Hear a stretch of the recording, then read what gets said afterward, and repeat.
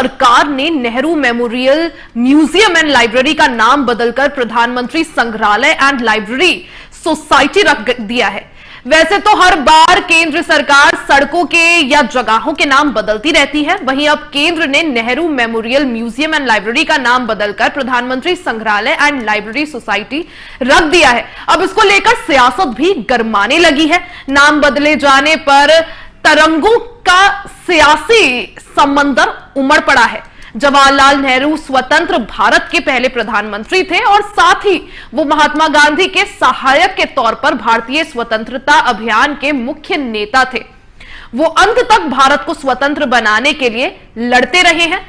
उन्हें आधुनिक भारत का रचयिता भी माना जाता था, इसलिए उनकी याद में नेहरू मेमोरियल।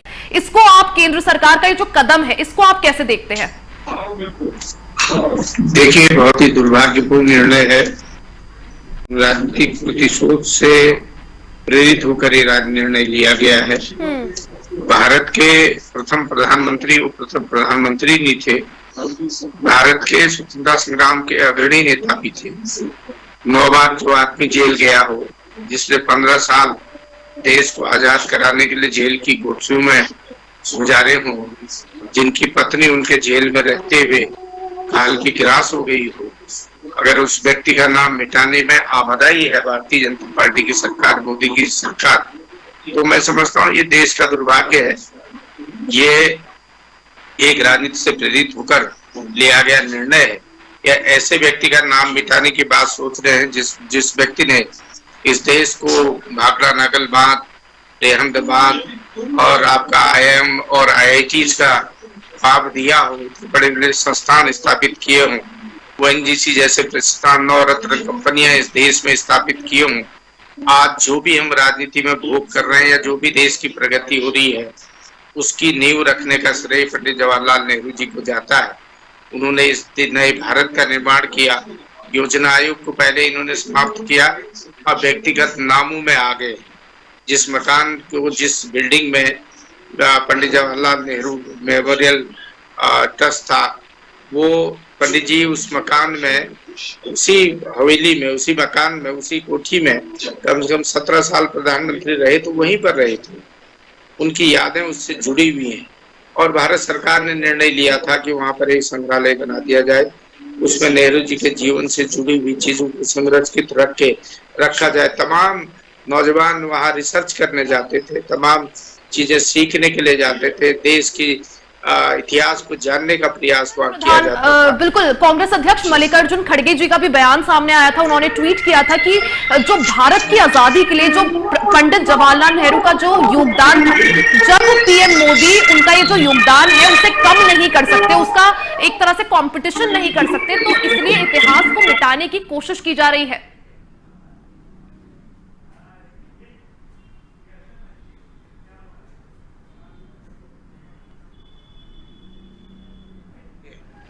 जो भारत के अतीत को समाप्त कर देना चाहते हैं, जो लोग अंग्रेजों के मुखबिर रहे हैं, जिन्होंने स्वतंत्रता के आंदोलन में स्वतंत्रता आंदोलन का विरोध किया था, अंग्रेजों की मुखबरी करके स्वतंत्रता सेनानियों को पकड़वाने का काम किया था, आज जो लोग गांधी जी के हत्यारे रहे हों, जिनका हाथ गांधी जी की हत्या में रहा है, जो लोग गॉडसे को आदर्श मानते हो, देशभक्त मानते हो, आज दुर्भाग्य से इस देश की सत्ता ऐसे लोगों के हाथ में आ गई है। और वो लोग कांग्रेस मुक्त भारत की बात करते थे, कांग्रेस मुक्त भारत तो कर नहीं पाए। 10 साल होने जा रहे हैं, 1902 कांग्रेस मुक्त भारत तो कर नहीं पाए, लेकिन अब नाम को मिटाने का प्रयास कर रहे हैं। लेकिन जो लोग जनता के दिलों से पंडित जवाहरलाल नेहरू को नहीं मिटा पाएंगे, इस देश की आत्मा से पंडित जवाहरलाल नेहरू को नहीं मिटा पाएंगे, और ये देश पंडित जवाहरलाल नेहरू को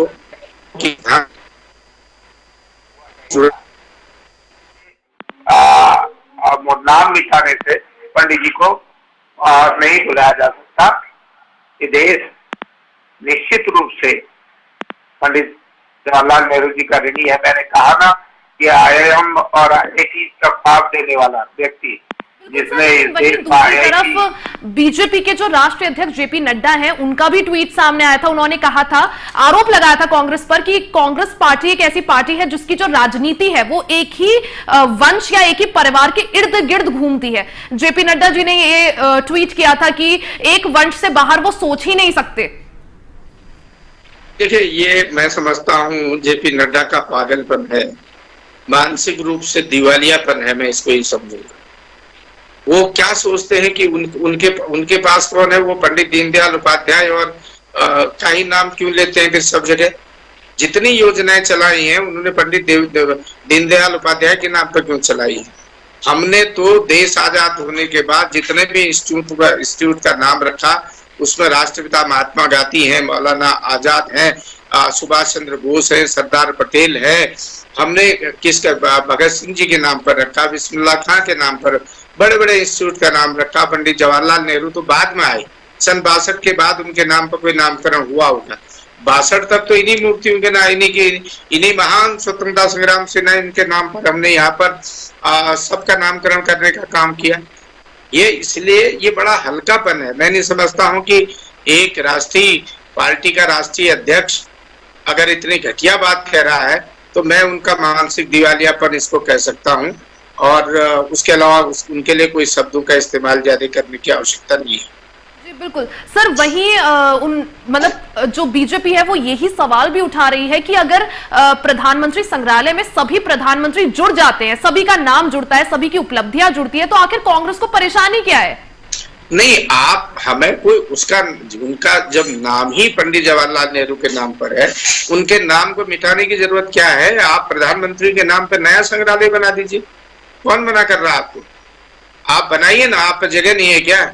आपने उसी भवन को तोड़ना है, उसी भवन को नेस्तनाबूद करना है, उसी नाम को मिटाने का प्रयास करना है। अगर आप प्रधानमंत्रियों के नाम पर कोई संग्रहालय बनाना चाहते हैं तो बिल्कुल बनाइए, हम कहाँ मना कर रहे हैं। आपके तो एक प्रधानमंत्री है, हमारे तो 7 प्रधानमंत्री हैं, 8 प्रधानमंत्री हैं। पंडित जवाहरलाल नेहरू हैं, लाल बहादुर शास्त्री हैं, इंदिरा गांधी जी हैं। उसके बाद विरोधी दलों की बात भी करें तो मोरारजी देसाई भी हैं, चंद्रशेखर आजाद, आपके चौधरी चरण सिंह भी हैं, इंदिरा गांधी जी हैं। उसके बाद जब राजीव गांधी है, उसके बाद बीपी सिंह है, उसके बाद चंद्रशेखर हैं, उसके बाद नरसिम्हा राव जी हैं, उसके बाद देवगौड़ा जी हैं, आई.के. गुजराल हैं, डॉक्टर अटल बिहारी वाजपेयी है, डॉक्टर मनमोहन सिंह जी है। तमाम प्रधानमंत्री बने हैं। आप बनाइए ना प्रधानमंत्री जी का एक सामूहिक। आप जवाहरलाल नेहरू के नाम पर ही अगर कोई ट्रस्ट चल रहा हो, अगर कोई संग्रहालय चल रहा है, आप उसको क्यों समाप्त करना चाहते हैं? इसका क्या जवाब है उनके पास? है कोई जवाब? बताइए आप करिए, कौन मना कर रहा है आपको? आप बना लीजिए, प्रधानमंत्री संग्रहालय बनाइए, उसमें कुछ पंडित जवाहरलाल नेहरू से लेकर आज तक के नरेंद्र मोदी जी को भी आप वहां पर संग्रहालय में डाल दीजिए, हम कहाँ मना कर रहे हैं। आप वैसे भी जिंदा रहते रहते पहली बार किसी प्रधानमंत्री के नाम पर स्टेडियम का नाम पड़ा है, वो भी सरदार पटेल का नाम मिटाकर। ये तो आदी है, किसी का दूसरे का नाम मिटाकर अपने नाम लिखने के आदी हो गए ये लोग। तो करा दीजिए उसको, कोई दिक्कत, हमें क्या दिक्कत होनी है। लेकिन अगर पंडित जवाहरलाल नेहरू के नाम से या उनकी विरासत से या उनकी विचारधारा से आप अगर छेड़छाड़ करने का काम करेंगे, प्रयास करेंगे, तो इस देश की जनता आपको मांग पूरी करेगी। बिल्कुल सर, पंडित नेहरू जी जो हैं वहां पे 16-17 साल तीन मूर्ति भवन में रहे, अपनी आखिरी सांस भी उन्होंने वहीं ली, जिसके बाद उस पूरे भवन को जो है उनकी याद में समर्पित कर दिया गया और म्यूजियम बनाने की बात आई। उसके बाद बीजेपी जिस तरह से उनके नाम बदलने की सियासत कर रही है, जैसे आपने भी कहा कि सेंट्रल विस्टा प्रोजेक्ट बीजेपी लाई, वो चाहती वहां इस प्रधानमंत्री संग्रहालय को बना सकती थी, लेकिन आखिर जो नेहरू जी का जो नेहरू मेमोरियल म्यूजियम है उसी पर क्यों? यही तो बात है ना, सरकार, ये सरकार की और इस पार्टी की घटिया मानसिकता का परिचय दे रहे लोग। कि मैंने पहले ही शब्द कहा कि राजनीतिक प्रतिशोध की भावना से ये लोग काम कर रहे हैं, पूर्वाग्रह से ग्रसित होकर ये लोग काम करना चाहते हैं। मैंने कहा ना, ये बिल्कुल आप 2014 में इन्होंने जगह जगह नारा दिया कांग्रेस मुक्त भारत, उसके बाद मुक्त कर पाए क्या कांग्रेस को? बताइए ना, हर राज्य में जहां देखे वहां कांग्रेस मिल रही है इनको। जितने राज्यों में कांग्रेस की सरकार है उतने राज्यों में इनकी सरकार नहीं है। इन्होंने तोड़ फोड़ करके, खरीद करके, राजनीतिक ब्लैकमेल करके, पॉलिटिकल ब्लैकमेलिंग करके सरकारें बनाई है। मध्य प्रदेश में इन्होंने सरकार ऐसी तोड़ी, उत्तराखंड में इन्होंने सरकार तोड़ी, नॉर्थ ईस्ट में इन्होंने सरकारें तोड़ी, आसाम में इन्होंने यही किया, कर्नाटका में इन्होंने यही किया, गुजरात में इनकी सरकार नहीं आ रही थी पिछली बार 2018 में, वहां इन्होंने यही हाल किया। तो कहाँ इनकी विशुद्ध रूप से सरकार है? अगर ये चाहते वो अकलमंद होते तो सबको साथ लेके, सबका साथ सबका विकास कहते, सबका विश्वास कहते, ये तो सबके साथ सबका साथ के बजाय तो सबका दुर्भाग्य, सबका विनाश और सबका अविश्वास प्राप्त करना चाहते हैं। इनके और बिल्कुल सर, लेकिन जिस तरह से आप कह रहे हैं, बीजेपी पे आरोप भी लगता हुआ आया है कि औरों के विधायकों को खरीदकर अपनी सरकार बनाते हैं, लेकिन वहीं बीजेपी भी आरोप लगाती है कांग्रेस पर कि जिस तरह से आम आदमी पार्टी का फॉर्मूला था मुफ्त की रेवड़ियां बांटना, वही फॉर्मूला कांग्रेस ने भी अपना लिया है और हिमाचल में भी गारंटियां देकर, कर्नाटका में भी गारंटियां देकर जो है सत्ता में आए। मेरी एक बात समझ में नहीं आती है, क्या भाजपा के लोग नहीं बांट रहे मुफ्त की रेवड़ियां? क्या भाषण सुनते हैं? क्या वो प्रधानमंत्री का भाषण होता है? क्या देश का प्रधानमंत्री ऐसे बोलता है? आप कहते हैं कि मैंने 80 करोड़ लोगों को, आप बोल रहे हैं मैंने 80 करोड़ लोगों को राशन दे रहा फ्री। वो 80 करोड़ लोगों को तो कांग्रेस की सरकार नरसिम्हा राव के समय से राशन फ्री दे रही है, आज से नहीं दे रही है। 4 प्रधानमंत्री बदल गए, उसके बाद मनमोहन सिंह जी आए, उन्होंने राइट ऑफ फूड दिया, उन्होंने भोजन का अधिकार एक एक्ट लाए हैं, वो एक्ट में हमने उसका प्रावधान किया, वो तब से बट रहा है 80 करोड़ लोगों को। आप कौन सा नया दे रहे हैं? आप प्रधानमंत्री रोज कहते हैं, बताओ कहाँ नहीं कहते हैं हमने 80 करोड़ लोगों को मुफ्त राशन बांटा, अपने घर से लाके बांट रहे हैं क्या? ये मतलब कितनी घटिया बातें करते हैं, क्या बताएं। देखिए देश की राजनीति ऐसी होगी, क्या इसमें ज्यादा बोल सकते हैं। आप बताइए, इन्होंने टीकाकरण किया, कांग्रेस ने भी तो हैजे का, पेचिस का, तमाम चेचक का तमाम टीके लगाए, छोटी माता कई टीके लगाए। उस वक्त जो चवन्नी छाप आपके बाजू में, हमारे आपके सयानों के बुजुर्गों के, हम जैसे बुजुर्गों के हाथ में जो चवन्नी छाप निशान मिलता है, वो कांग्रेस की देन थी। आपने कोरोना का टीकाकरण करके इनके ही लोग कहने लगे कि कोरोना का जो टीका इन्होंने लगाया है वो जो लोगों की जान की आफत बन गया है। टीका लगने के बाद करोड़ों सैकड़ों लोग हार्ट अटैक के मरीज बन गए, हार्ट के मरीज बने। तो ये नहीं कहते हैं, बार बार कहते हैं, कब नहीं कहते हैं, क्या नहीं कहते हैं इनके। आप देखो, इनके बड़े बड़े नेता, प्रधानमंत्री मोदी ने ये क्या भारत आजाद 2014 में हुआ कि 1947 में हो गया था? कहाँ इस देश को ले जाना चाह रहे हैं? विदेशों में भारत की प्रतिष्ठा गिरा रहे हैं, विदेशी व्यापार में भारत की प्रतिष्ठा गिरा रहे हैं, विदेश नीति खत्म कर दी इन्होंने। इनके पास बचा क्या है? मुद्रा भंडार खत्म कर दिया इन्होंने, देश की अर्थव्यवस्था चौपट हो गई इन्होंने। इनके 4-5 रिश्तेदार अरबों खरबों रुपया, बैंकों का रुपया लूट कर विदेश में चले गए हैं। जी बिल्कुल सर वहीं पीएम मोदी की अगर बात करें, उन्होंने तो एक बार भरी संसद में भी ये इल्जाम लगाया था, उन्होंने आरोप लगाया था कि आखिर नेहरू जी की पीढ़ी को नेहरू जी की पीढ़ी का कोई भी जो व्यक्ति है वो नेहरू सरनेम रखने से इतना डरता क्यों है?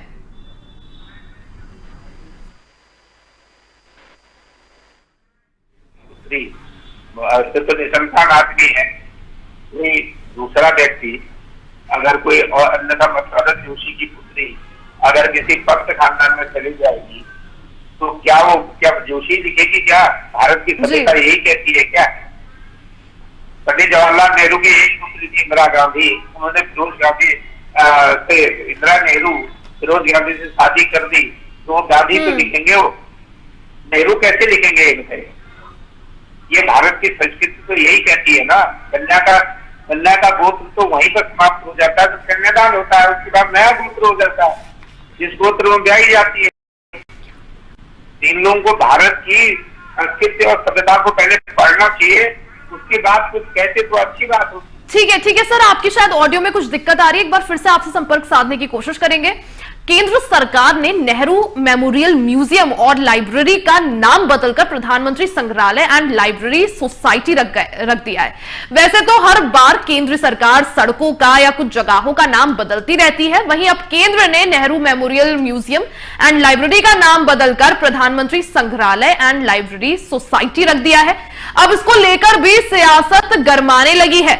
नाम बदले जाने पर तरंगों का सियासी समंदर उमड़ पड़ा है। जवाहरलाल नेहरू स्वतंत्र भारत के पहले प्रधानमंत्री थे और साथ ही वो महात्मा गांधी के सहायक के तौर पर भारतीय स्वतंत्रता अभियान के मुख्य नेता थे। वो अंत तक भारत को स्वतंत्र बनाने के लिए लड़ते रहे।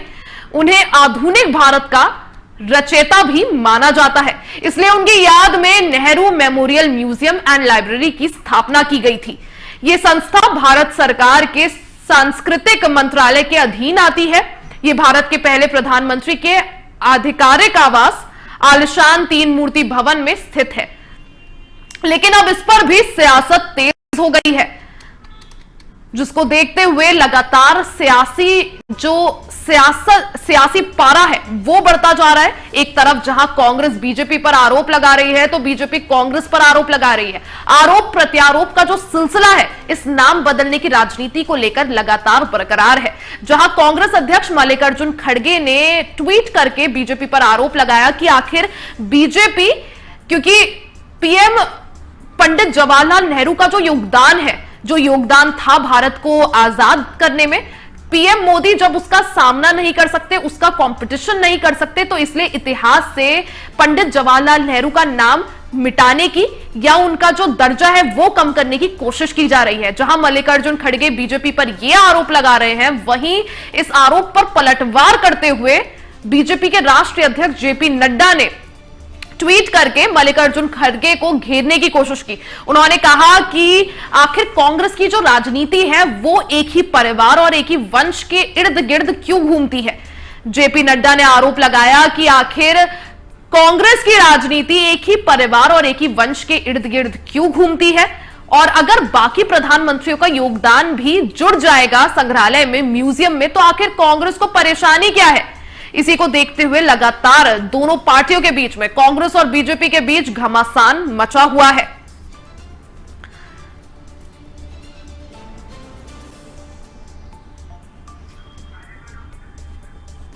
बीजेपी का साथ ही यह भी आरोप है कि क्या कांग्रेस ये कहना चाह रही है कि बाकी प्रधानमंत्रियों ने देश के लिए कुछ काम नहीं किया, और उनकी उपलब्धियां अगर गिनाई जाए तो कांग्रेस को उससे परेशानी और दिक्कत है। वहीं कांग्रेस का यह कहना है कि बीजेपी ने जहां करोड़ों में सेंट्रल विस्टा परियोजना बनाई, तो क्या यह संग्रहालय कहीं और नहीं बनाया जा सकता था। अगर सभी प्रधानमंत्री को जोड़ना ही था, बीजेपी संग्रहालय बना ही रही थी, तो उसकी स्थान, कांग्रेस को दिक्कत उसके स्थान से है कि आखिर उसका स्थान कुछ और क्यों नहीं रखा गया।